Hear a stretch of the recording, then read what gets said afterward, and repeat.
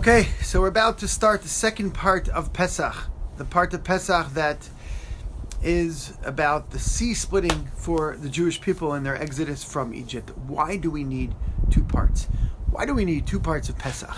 Why do we have to go from the story of the exodus, the Jewish people have experiencing 10 plagues, or the Egyptians experiencing 10 plagues, and as a result, the Jewish people leaving Egypt? Why can't it all happen at once? Why does it have to be that 7 days later, the seventh day of Pesach, the Jewish people get to the sea, and the sea splits for them? And all of a sudden, they turn around, they see the Egyptians who are running after them, and for them, the sea comes crumbling back, comes piling back onto the Egyptians, and they are essentially the arch enemy, or those who enslaved the Jewish people for so long, are wiped out.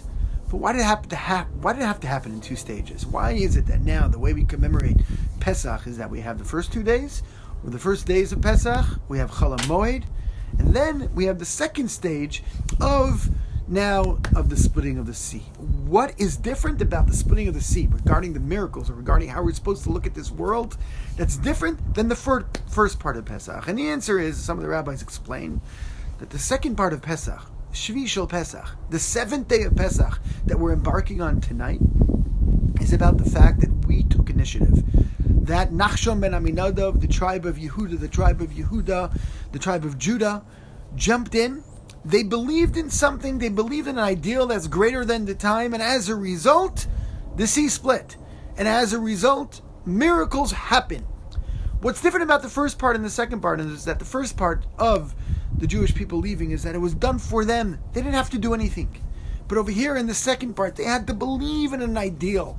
They had to be not limited to just practical. They had to be practical and they had to be realistic. But they went above it. They understood that sometimes I have to tap into something idealistic. I have to tap into something that's larger than the moment, that's larger than numbers, that's larger than practical. And then by definition, what happens is that the next morning I start to sing songs, and I start to say the Shirat Hayam, and I start to sing and to say I identify with this. And what's different about the first days and the second days, or the first stage of the miracle of the exodus from Egypt, is that it was done for me. Somebody took me out of a trauma. God took me out of a trauma. But when I turned around and I saw the trauma, it would affect me anew, and I was not necessarily free from it. But the second stage is I'm a part of the redemption. And I'm a part of believing in something that's larger, and as a result, it's not just that God did it for me, I am a part of it. And if I'm a part of it, I can now look at the negative, I could look at the difficulty, stare it in its face and say I overcame it, only because I'm a part of it. So I sing a song the next morning, and it's called Shirat Hayam. I sing the Song of the Sea. And what is the Song of the Sea? The Song of the Sea is that I identify with it. I'm now a part of it. But what's more interesting about a song is that a song takes me from where I am to where I want to be. A song says, although I am where I am, I know there's something greater. Although I know that there's something that's restricting me from going forward, there's something that's limiting me from going forward, but I believe in something. I believe in my responsibilities. I believe in an ideal that goes larger than nature, that goes larger than what is limiting me right now. So I sing a song, and the song takes me out and expands my reality.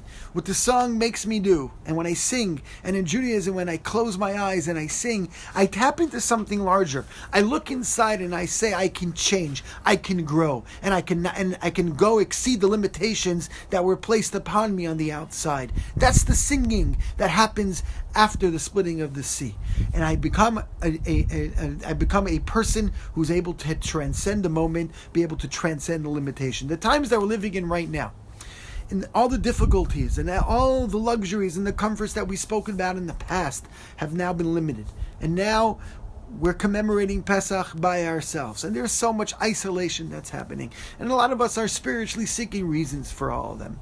But you know what's interesting? Sometimes we seek out reasons that are things that I've spoken about always, something that I've thought about, my opinions about something always. And now just the fact that there's coronavirus in the world and everything just changed, now the fact that I was so into nature and how the pollution is ruining the world. So now it's just reaffirming my belief system that always was. That's one approach. But then, and I'm guilty of that approach as well. I have a belief system and not indulging in the luxuries and the comforts. And now, all of a sudden, that belief system is now being actualized. But then there's something greater. What's greater is, wait a second. Maybe there's something else that I never really understood that now I understand. Maybe there is an ideal that I never attached to that now I understand. And maybe what I thought was an ideal, maybe that's not so important. In other words, that what I think now is that, I'm tapping into the will of God. I'm seeing what God wants from me right now.